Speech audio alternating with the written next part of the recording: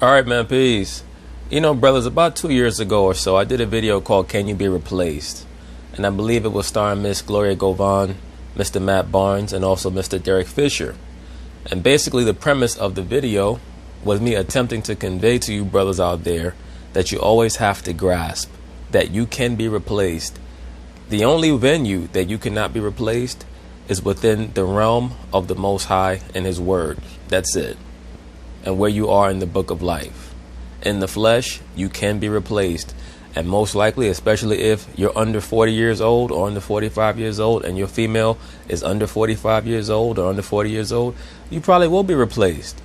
Because most relationships in this society are based in convenience. That's it. It's based in the worshipfulness that you show towards the woman and your willingness to show obeisance to the woman and her liberal whims.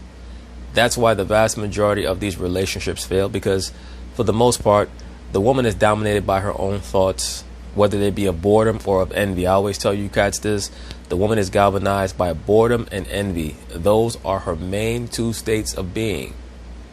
So eventually, you most likely are going to be replaced for some reason, unless you bring certain things to the table that she cannot find anywhere else, or she just happens to be an exception to the rule. And there are exceptions out here. You have to understand, if I say that 98 or 99% of females are liberal, that still leaves 1 to 2% of females. And that's a lot when you multiply it out to about 3.5 billion females on the planet Earth. So the most important thing is for cats to be vigilant, to love with your head and not your heart, and always make sure that you put the Most High and His Word first. I'm talking to you, so-called black man. That's the most important thing for us to understand. And that's what's going to stop you from becoming mentally unstable. Why am I doing this video?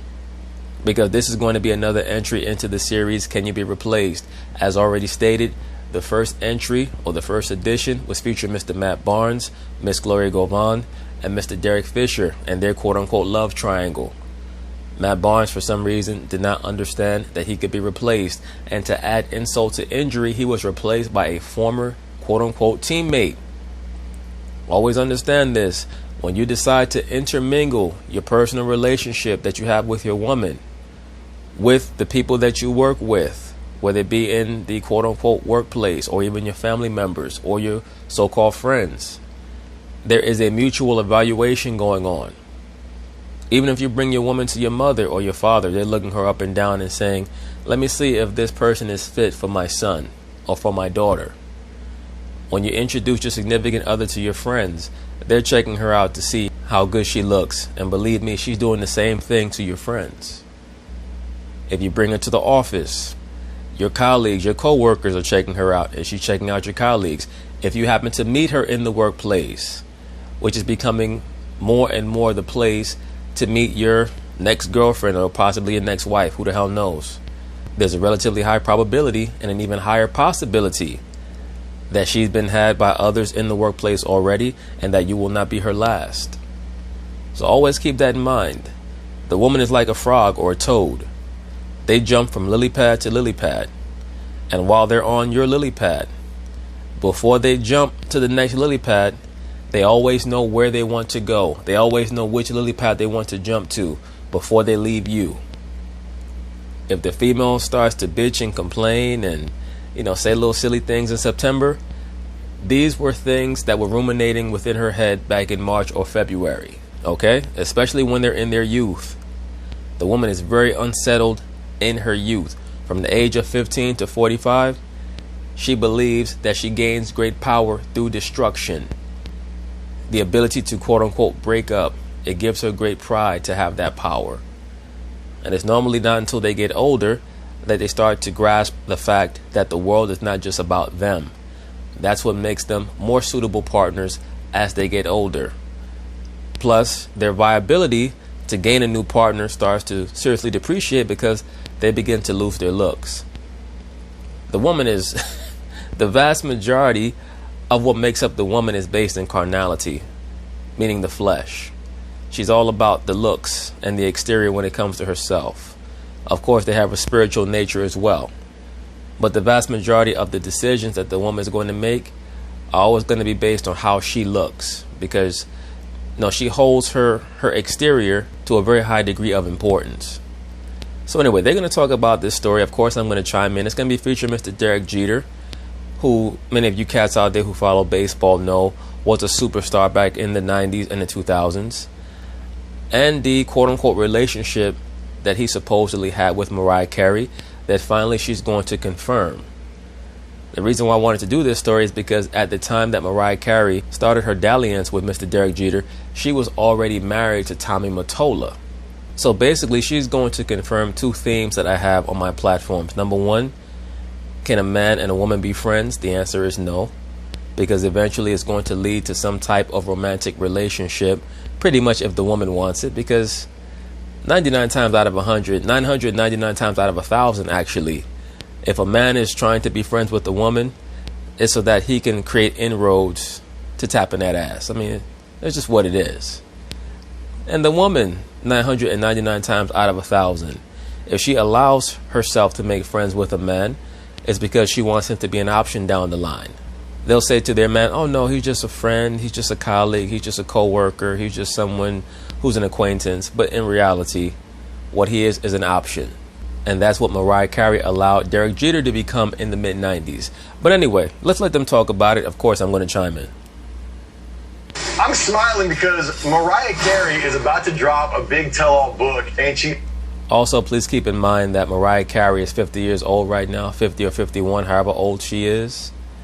And she understands that her sexy days are behind her. So now she wants to kiss and tell and talk about a lot of the dalliances that she had, the escapades that she engaged in sexually, because she knows that people are not going to check for her when it comes to her being the sex pot, per se. She's starting to enter into that true quote-unquote diva realm in the recording industry, like a Patti LaBelle was 20 years ago, or Gladys Knight 25 years ago. She knows that. Spilling the tea on her relationship, on her fling with Derek Jeter, and there's some juice here. There's some interesting stuff. Damn. Them people that have them caveman jeans in them, that age hits them hard, don't it?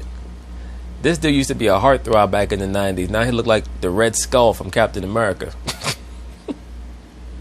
About the relationship back in the day. Now, if you know much about Derek Jeter, you know that when Jeter was like coming up with the Yankees and really throughout his entire Major League Baseball career, he dated every famous one. No, Derek Jeter was the man back in the 90s.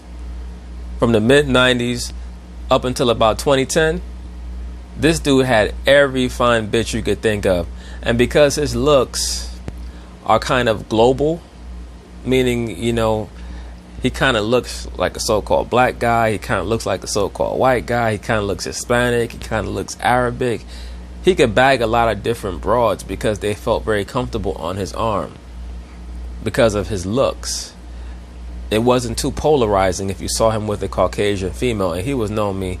He bagged every chick that anyone wanted to bag from about 1995 all the way to 2010. A lot of chicks that people don't even know about also. That you can think of. I mean, he was connected to Jessica Alba. We used to hear stories about Derek Jeter in New York City. I'm from the Bronx. We used to hear stories about this dude all the time, man. Like chicks lined up outside his hotel room and he just knocking them down one by one. Boom, boom, boom. Like he hitting home runs out the ballpark. Dude just named one of them Jessica Alba. Jessica Biel, Minka Kelly. Of course, the most famous one that ever... Of course, also, what's this chick? The alleged chick who's now married to Dwayne Wade, Gabriel Union. Supposedly, he knocked that down also. Everybody talks about the most still. But then again, Gabriel's like a damn city buzz. Everybody got a ride on that. To this day is Mariah Carey, but not much is known about the relationship. Until now, Mariah Carey is basically saying in her new memoir that she met Derek Jeter while she was still married to music mogul Tommy Mottola, who at the time in 1997 was one of the most powerful men in the whole music industry. So this was like a real life Mr. Big and R. Kelly situation. I wonder if Derek was singing "You're Contagious" to Mariah Carey as he was hitting it. She was 20 47 at the time. Mottola was 48. They were still married, but the relationship was kind of on the downswing. Bullshit, on the downswing. You mean Mariah was getting bored? That's what really happened. She was 26, 27 years old. He was a 48-year-old dude. He wanted to sit up in the house and smoke cigars all day and watch the baseball game. And she wanted some young dick in her life. And she was sitting down watching the baseball game with him, and she was like, who is that guy with the Yankees? He's a really good ball player. He swings that wood really well. He was like, yeah, that's Derek Jeter. Love that guy. He's a new shortstop for the Yanks. She was like, oh, I'd love to yank him. She met Derek Jeter at a party and said, hey, I like this guy. So they started text messaging each other. And that text messaging shit. Once a chick starts text messaging a dude, it's only a matter of time.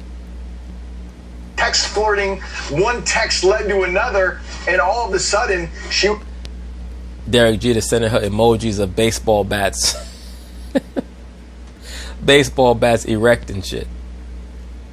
On the roof of his apartment where they shared a kiss. There was bullshit. They ain't share no damn kiss. Derek Jeter hit it out the ballpark. That's what the fuck happened. Wet champagne. She remembers what she was wearing, a quote. Mariah Carey so bugged out of her fucking mind. She want people to think that every dude she was ever with, she just kissed the dude on the forehead. Like she only had sex with Tommy Mottola and Nick Cannon. Get the fuck out of here. By the way, Mariah Carey, like just about every high-level asset in the music industry or entertainment industry, comes from a witchcraft family. Her sister confirmed it. Her sister is a prostitute who's also a drug addict. And her sister confirmed that as children, they would be taken to witchcraft rituals and ceremonies, and that they witnessed a human sacrifice. That's according to Mariah Carey's sister. And as we've seen Mariah Carey, she's had many quote-unquote psychological breakdowns over the course of her career. We also know her affinity for two very, very well-known MK Ultra totems or emblems, that being the butterfly and the rainbow. Buttery leather Chanel skirt. She remembers her boots and the rain and her hair curling and stuff. Yeah, I bet she do remember her boots because they was getting knocked. Detail. She remembers everything about their first kiss, and she even wrote a song about it, The Roof. She wrote another Yeah, the roof was on fire. About it called My All. She wrote two She was giving up all that coochie. Songs about the Jeter relationship that people kind of always thought. Yeah, this was the dude. This was the dude that was considered the heartthrob back in the 90s. I remember back in 1995 going into 96 when he first came up from AAA, because the announcers would always talk about Derek Jeter, and you know what they call the core four, or the players who became known as the core four. Derek Jeter, Jorge Posada, Andy Pettitte, Mariano Rivera. You know, they all came up around the same time out of the Yankees farm system. And I remember them talking about Derek Jeter, and you know, when he finally came up, nobody knew what he was racially. You didn't know if he was Hispanic or what. And a lot of times, you know, the Puerto Ricans or the Dominicans who would go to the Yankee game, they would try to talk to him in Spanish. And he would always have to tell them. He would say, no habla español. He's like, yo soy moreno, meaning I am black. And they kind of threw people for a loop when he first came up. May have involved Derek Jeter, but nobody really knew for sure. But now she's saying, yeah. Damn, that age hit his ass hard. God damn. Those two songs were about my relationship. Got Derek Jeter looking like Professor X right there. With Jeter. He was 23 years old. She was 27. And among the lyrics in the song, and I want to read this to you guys because I think this is good. You ready for the lyrics? Yes. Yeah, sure. Here's from the roof. That warm November night, my inner heart was pounding, my inner voice resounding, begging me to turn away. But I just had to see your face to feel alive. And then you casually walked in the room, and I was twisted in the web of my desire for you. These bitches are so crazy. Writing that long-ass poem. You know, the poem should have just been called Coochie. When I saw you, I wanted to give you my coochie. And that should have been the end of the song.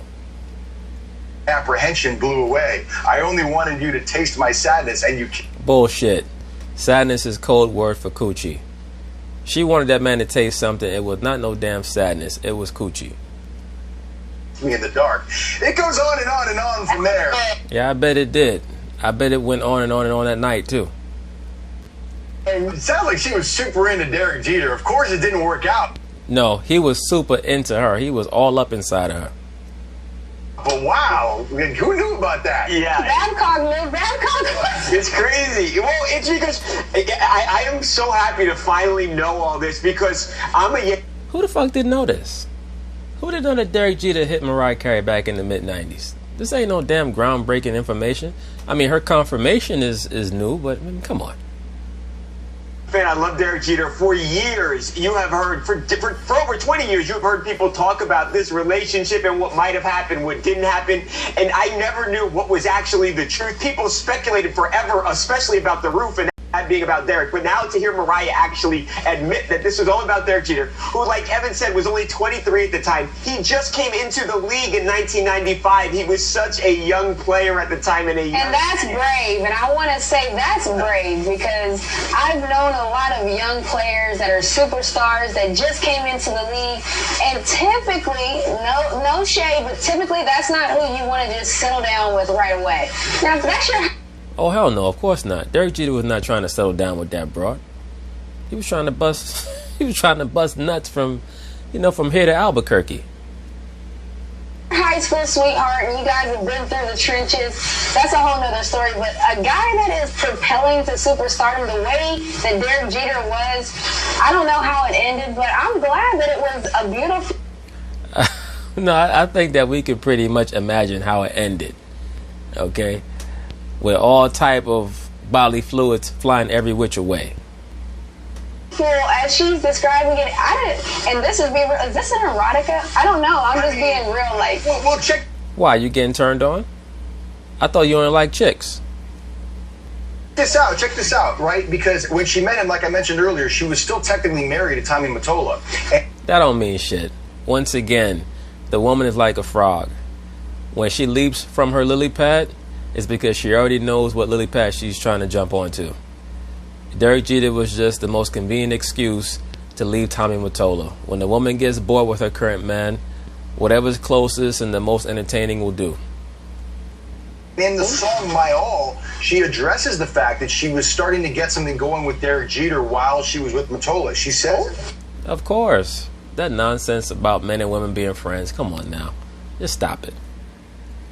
Song My All. If in my sleepless solitude tonight, if it's wrong to love you, then my heart just won't let me be right. Well, then your heart's never going to be right because you never loved that man. You just loved that baseball bat, the wood that he was putting on you. That's the only thing that you love. Just knock it off. You was with Derek Jeter for a hop, skip, and a jump. Because I've drowned in you and I won't pull through without you by my side.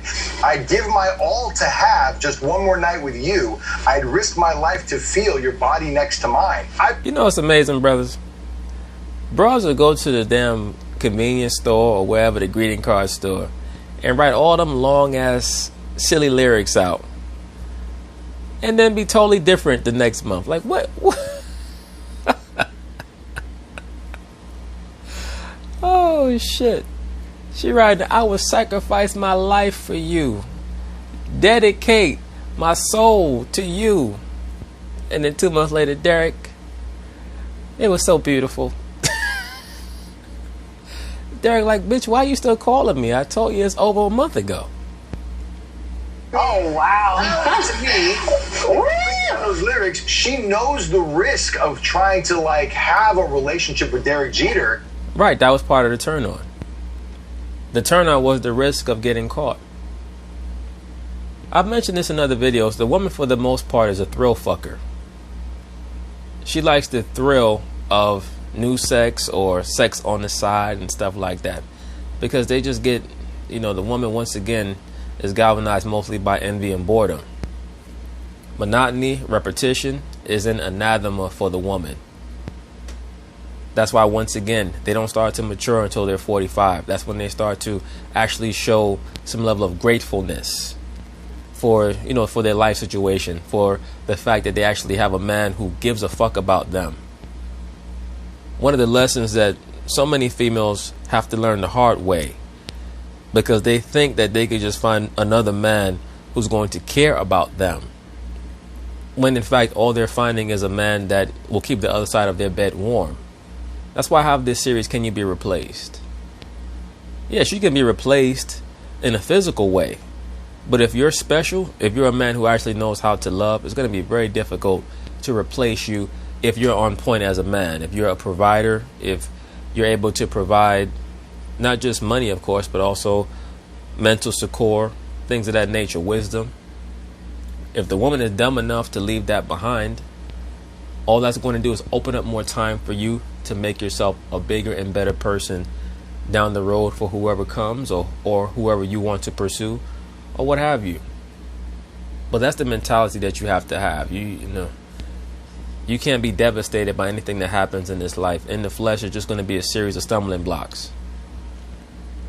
While still in a marriage with Tommy Mottola, but was so overwhelmed by the majesty, by the beauty of Derek Jeter and his beautiful eyes and everything. Yes, she was Venus and he was proverbial Adonis. Oh, wow. Yeah, Derek Jeter had her sprung. I mean, but you know what? Listen, if you're going to love all the way, clearly she was in love, so I hope he loves her back. Yes, she was quote unquote in love, i.e. infatuated. Brothers, that's all the term in love means. It just means infatuated, and infatuation wears off. I didn't know any of this, so that's why I said it's nice to work at TMZ now and I know stuff, but I didn't know any of this. But Mariah, okay, goodness. Look, both of them eventually moved on. The relationship didn't work out. She ended up moving on and getting with Nick Cannon. Yeah, she moved on to Nick Cannon and then moved on from him. They have children together. Derek Jeter ended up marrying Hannah Davis. They have children together. They're all much. Yeah, Jeter don't play. You only gonna see a dime on Jeter arm. Now, but it is interesting to hear about all this. Mariah says about her book that... Look at Mariah here posing as a witch. You see her dressed in the all black. And then, of course, the print in the front, the meaning of Mariah Carey, is in yellow to show you that she is an illuminated one. Once again, look it up. Don't take my word for it. I believe it's Mariah Carey's sister who stated that they were raised in a witchcraft family and they actually witnessed not only regular witchcraft rituals, but also a human sacrifice. It's much easier. And I see here the author of this book, or the co-author of this book, Michaela Angela Davis. I believe that that's the daughter of the Marxist lesbian Angela Davis. Once again, brothers, the overall societal construct of the black female leader has been the same since Harriet Tubman. They pick the black woman who almost always is a lesbian or pansexual and a witch, and they cast her as some type of liberator. Whether it's Harriet Tubman or Angela Davis or Oprah Winfrey or whoever, or now the Black Lesbians Matter movement, it's the same thing over and over and over again. But if I remember correctly, that's Angela Davis's daughter, Michaela Angela Davis, who basically looks like an old white woman with an orange afro. Talk about this now because the rumors have been out there for so long, so it's not like it's brand new, but still for me it's interesting to hear somebody of Mariah Carey's caliber just kind of break down how, like, to use your word, how strong she was for Derek Jeter. Very interesting. Hey, I'm buying this book. You're not buying shit. Get the hell out of here. You're gonna go feed your cat and eat a tuna fish sandwich. Listen, she's better, if nothing else, if this is the promo, she's killed it. Like, Babcock is in, you're clearly in, Evan. She killed it. You in too. You was talking about, is this an erotica? You gonna buy the book and just sit up in your house butt ass naked. We're guys, so that's impressive. But anyway, that's basically it on that, brothers. Can you be replaced? Of course, the answer is yes. But the main thing that we always have to understand is that we can never be replaced to ourselves. Never view yourself as someone who's expendable. So peace.